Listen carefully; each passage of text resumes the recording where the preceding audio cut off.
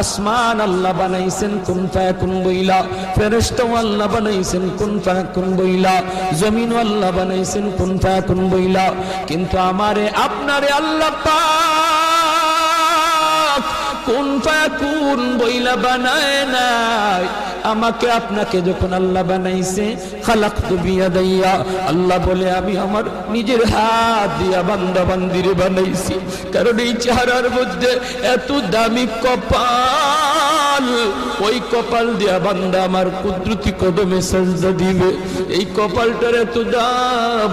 এই কপাল কুন ফায়াকুন বললে হয় না, এই কপাল ফেরেশতাদের হাতে বানাইলেও হয় না, আমি আল্লাহ নিজের হাতে বানাইছি।